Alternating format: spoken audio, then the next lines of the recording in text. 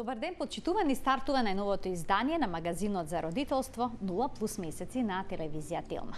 Пренаталната диагностика дава многу одговори за текот на бременоста и развојот на бебето. Бидејќи целта е да се роди здраво бебе, денеска во студиото ја поканивме професор доктор Гордана Адамова, специјалист по гинекологија и акушерство со огромно професионално искуство, така што верувам дека денеска ќе дадете многу одговори на сите идни мајки кои што имаат некое прашања. Јас ќе имам еден мој концепт, но гледачите исто така ќе имат можност да се вклучат во програми и да постават прашања, вие да дадете одговори на нив. Добар ден и добре ни дојдовте. Благодарам на поканата, добро ве најдов. Сигурно дека ќе има многу интересни сознанија за нашите бремени пациентки, бидејќи, како што знаеме, науката многу напредува, многу со големи чекори оди напред и треба редовно да се прати и ставови се менуваат, така да и ние не работиме онака како што сме работеле пред 20 години.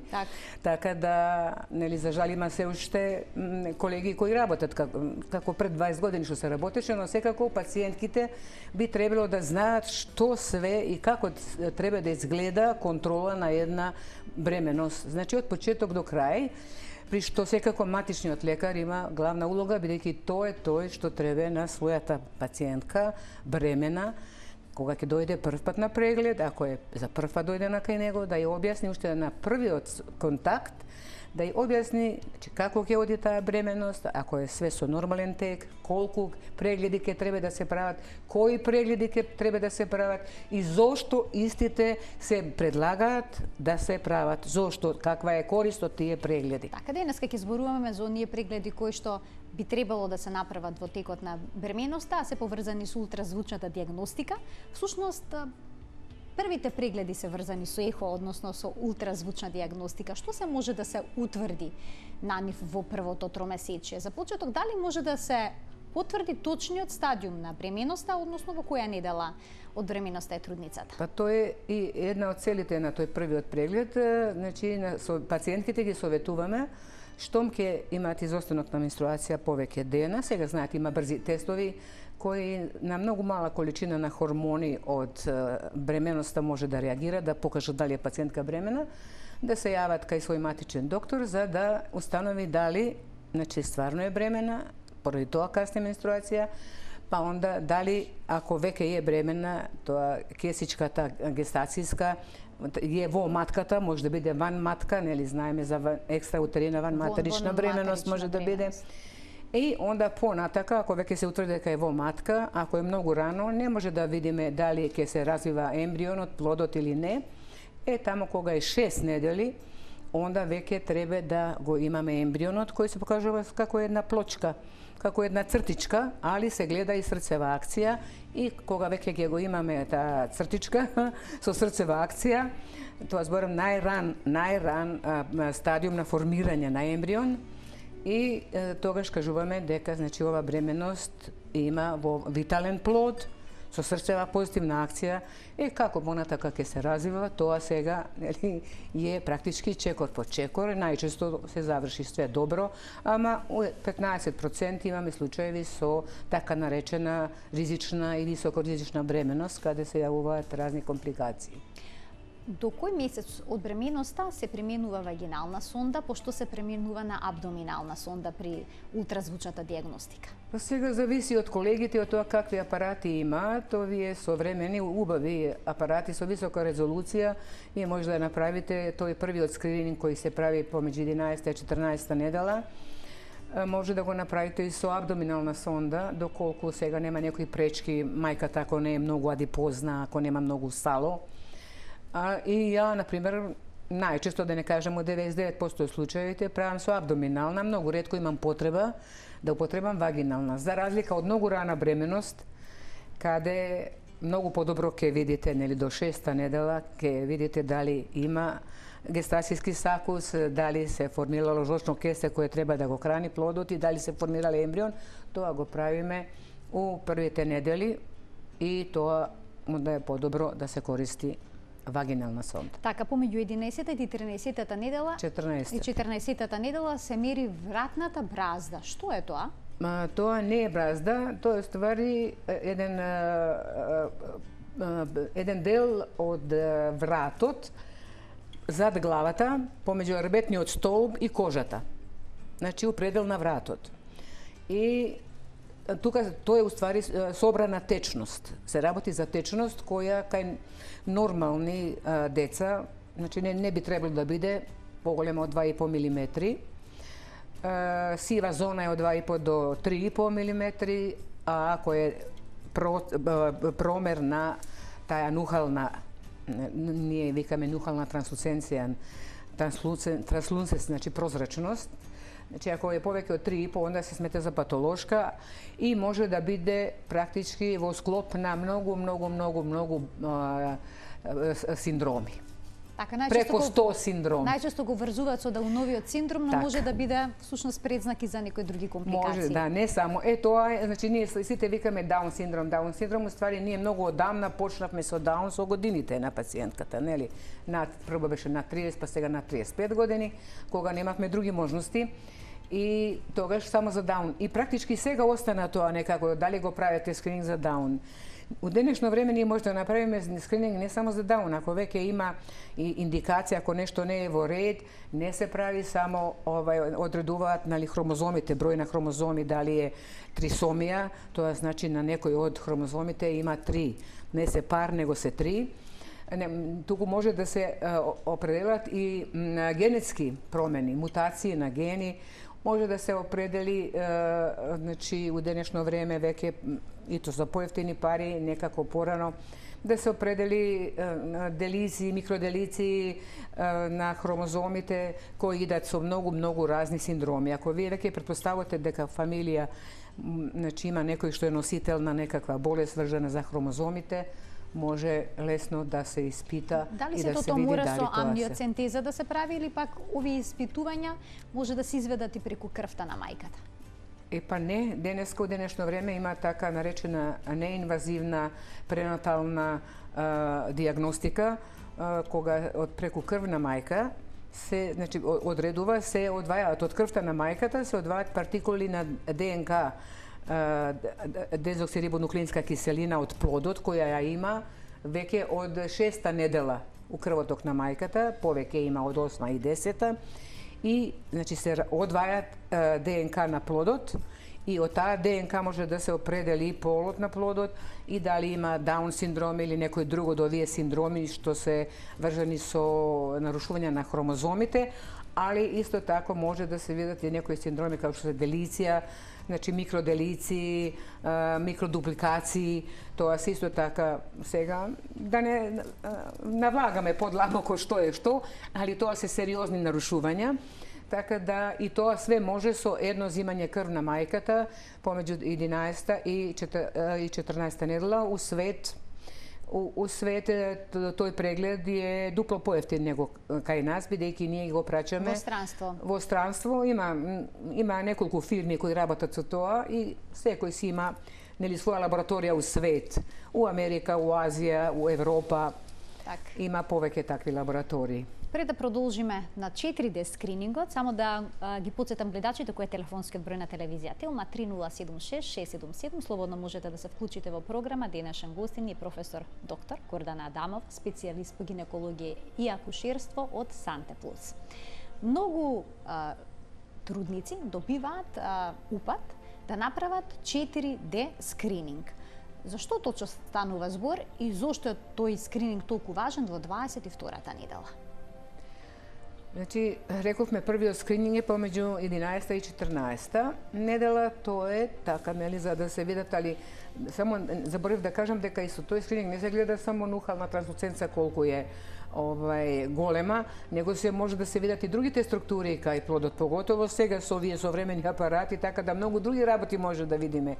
И структура на некои од органи веќе и у тие мали недели на бременост, али оној се уште златен стандард за скрининг е помеѓу 18-та и 24-та, најдобро 20-та, 21-та, 22-та недела, кога веќе е завршена органогенезата, кога се формирани органите и тогаш ние имаме тачен протокол, да не набрајам што се треба со него да се види. Ако не може да се види, треба да се напише дека не е видено, а не да се шкртне дека е во ред, нели, затоа што некогаш не можете да видите, jer ние имаме одредени пресеци на кои гледаме одредени органи, одредени структури. Ако плодот не се намести како што треба, вие не може да видите и може да го чекате 1, 2, 5 сата да не се намести. А onda треба да напишете дека не е видено, да порачате друг ден да дојде. И тоа што ги праќаат за 4D или они сами викаат се дојдени за 4D, а викам колку сте бремени, па 5 месеци. Па викам не сте за 4D. 4D, па морам да објаснувам што е 4D. Значи, скрининг, обичен, рутински, секаде у свет се прави со 2D. Со дводимензионално ехо. 4-димензионално ехо дава слика. Ние има тамо повеќе можности, значи со 4D да работиме, али тоа го употребуваме кога имаме некаква аномалија, особено површни аномалии или на пример ако има дефект на шаки, на стапала или на работниот столб, тоа многу побаво се прикажува со 4D и со 3D за 3D, а 4D уствари нели се гледа како слика и сега ако бебето убаво е наместено, треба да е у профил, па према горе, па да има вода пред лицето, па да нема ни рачето, ни раче, ни папочна врпца пред лице за да вие може да направите слика. Родителите сакаат слика, ама децата многу често, односно почесто не се местат за сликање, него стварно треба да им објасниш дека очекуваат првата слика всушност во тој период. Они очекуваат прва слика, ама детето не сака врти глава позади. Како сега не можеш да го сликаш нормално и 4D и за тоа им вртам, им уклучувам 4D, викам што е 4D. Ајде викам видите органи со ова, ајде сега погледајте, ќе може да видите. И така уствари се уште добивам такви нели упати за 4D, а уствари се тоа практички упати за скрининг кој се прави со 2D. 3D и 4D е многу покорисно за поготово за сомнение и тоа највише ни служи и најдобро е кај аномалии на мозокот. Така. Тогаш е стварно многу корисен. Значи во тој период, тука помеѓу 20 и 22 недела, може да се видат сите органи и доколку има некои отстапки да се забележат, дали тука во овој период со сигурност може да се потврди или пак да се исклучи Дауновиот синдром? 100%? Не, затоа што знаеме, децата со Даун синдром одреден процент, никогаш не е 100%. Одреден процент имаат кратки коски, немаат носни коски, имаат дебело вратче, нели што викаме тоа нухална транслусенца, значи дебело вратче и други аномалии, најчесто срцеви мани. Али некаде околу 5% деца со Даун синдром со ултразвук практички се што видите све нормално. И затоа ние нагласуваме на пациентите дека ако е и првиот скрининг све во ред, и вториот скрининг све во ред, дека ипак нели има мал процент на деца кои со ехо не може да се види практички никаква промена, значи органите се нормални, нормално развиени, имаат и носна коска и се, а ипак се со Даун синдром. Даун синдром е многу една комплексна слика и многу има и многу варијации. Не се сите деца со иста, да кажеме, ниво на интелект или на способности, на самостоен живот. Тука има многу големи разлики, многу широк диапазон. А кога доаѓаат родителите во овој период од бременоста на преглед, дали најчесто се интересираат за полот на нивното дете? Какви прашања најчесто добивате? Едно време имаше преглед на ехо само за да се види дали е момче или девојче. Иако имале, значи ако фамилијата има повеќе женски, сега да се види дали е женско-машко, меѓутоа начално етиката не дозволува таков преглед тој уствари преглед за еутаназија. Значи, за еугенични причини, jer ако е женско, значи ќе го отепаме, пошто не ни треба имаме женски деца, практички етички не е оправдано. Так. Значи, етички не е оправдано, али не можете да забраните на родители да направат абортус ако не сакаат, нели ако и тоа дете се погоди да е женско, они сакаат. Сега многу помалку у денешно време веќе многу поретко мислам прашуваат прво како е, бидејќи поголем дел од нив, барем што доаѓаат кај мене, знаат за што е прегледот. И веќе се И информирани, онда и читаат. чека да чуја дали е све во ред со детето. Сега ја ако видам дека е машко, ќе кажам машко, после ќе речам детето уопште мозокот не е развиен. Мислам каква сврха има тоа што сега прво сум рекла дека е машко. Така. И викам чекајте, тоа на крај. Тоа на крај. И така, али веќе поголем дел не прашува. Не прашува. А кој преглед најчесто трудниците го пропуштаат? Па доста од нив пропуштаат првиот скрининг. Првиот скрининг или го прават само од крвта, не во комбинација со ехо. Комбинација со ехо е многу со повисок процент на сензитивноста, него само параметри од крвта. Али има у свет и некои земји каде што и не е обавезен, а има некои земји каде што 97-8 трудници се покриени со тој преглед, примерно Данска. И тој е неверојатно точен, али тамо, значи сите тие анализи на крвта што се биохемиски маркери, што се потребни за тој скрининг, те работат у една лабораторија. И тука не може да има некакви грешки, а кај нас нема повеќе лаборатории. Сега прашање е дали се исправни реагенсите, апаратите, дали има лиценца, дали доваѓаат, дали има контроли за квалитет на работа. Имаме лаборатории, например Авицена, они имаат надворешна контрола од Германија. И они избираат проби, они кои сакаат, германците. Така да вие не може да наместите. И ви бараат резултатите од тоа, да им ги пратите и крв, и онда они проверуваат дали тоа е точно. Значи мора да има контрола на секој квалитет, не е само да имаш добар апарат, треба да имаш и добар сонографер која разбира работата, ама кој и етички едукован, па знае како да каже што треба да каже ако има нешто лошо. Па онда зависи од лабораторија каде се работи, па зависи од реагенсите, па зависи од софтверот. Како што видите, од многу работи зависи. И тоа, уствари, тој први скрининг е една математичка калкулација на ризик. Не е диагноза. Мислам, значи, секако дека е битен, сега кога веќе со тој преглед од крвта на мајката може, нели, да се испитаат некаде околу 20 промени на хромозомите, онда веќе тоа е друга ситуација, нели, али тоа е биохемиски скрининг, не е ултразвучен. Колку прегледи треба да направат жените кои што се во ризичната група, односно кои што имаат покачен крвен притисок или покачен шеќер во крвта? Хипотиреозата е многу честа, особено кај жените после 30-та година, а повеќето забременуваат во тој период. Јас сум многу среќна со покачен притисок, малце е потешко да работите, ќе ви објаснам зошто. За диабетес тоа веќе има скрининг за диабет и така се селектираат пациентки кои се во ризик за да добијат шеќерна болест у бременост, поготово има и такви што веќе имаат. Тие што имаат треба да забременат кога им е регулирана нормогликемија кога имаат. Онда исто така хипотиреоза и тие се многу добро се избалансирани затоа што еднаш месечно мора да одат на контроли и одат. Сите одат. Ја секогаш ги потпрашувам, затоа што потреба од тироксинот расте у тек на бременост и дозите треба да се зголемуваат. Така да јас не сум имала проблем со бременоста кај пациентка со хипотиреоза.